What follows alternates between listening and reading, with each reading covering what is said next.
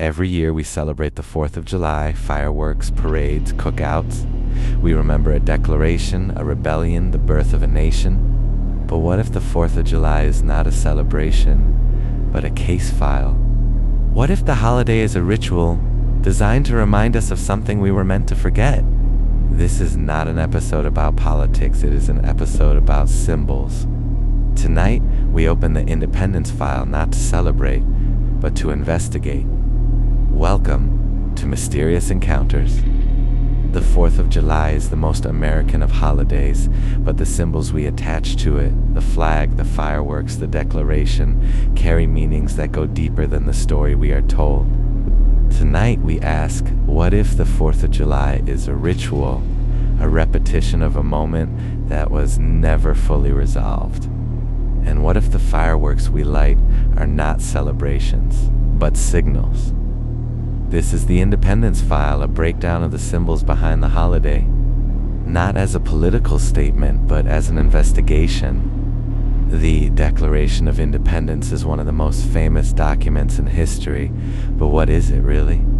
It is a break, a formal separation from a system of control. The signers knew what they were doing. They were committing treason against the most powerful empire on earth. They wrote, when in the course of human events, it becomes necessary for one people to dissolve the political bands which have connected them with another. This is not a document of governance, it is a document of rebellion. It says the system we lived under is no longer acceptable. We are creating a new one. But here's the question. What happens when a rebellion succeeds? The rebellion becomes the new system, and the new system must be maintained. Which is why the 4th of July is not just a celebration, it is a reminder. A reminder that the founders broke from one system and built another, and that every generation must decide whether to maintain it, or reform it, or break from it again. Fireworks are inseparable from the 4th of July, but why? Fireworks are not unique to America. They originated in ancient China. They were used in celebrations, but they were also used as signals to communicate over long distances, to mark significant events, to ward off evil spirits. On the 4th of July, we fill the sky with light and sound. What are we signaling? Perhaps we are signaling our existence, our unity, our willingness to defend what we have built. But we may also be signaling something else. A reminder that the founding was not peaceful. It was violent. It was a war. Fireworks are the echo of that violence, a recreation of the sound of battle. A way to remember that freedom was not given, it was taken. The American flag is one of the most recognizable symbols in the world. 13 stripes, 50 stars, a field of blue. It represents a union of states, but it also represents division, a distinction between states, between regions, between identities. The flag is a symbol of unity, but it is also a symbol of identity, and identity is always defined by boundaries. What is inside the flag is the nation, what is outside the flag is other.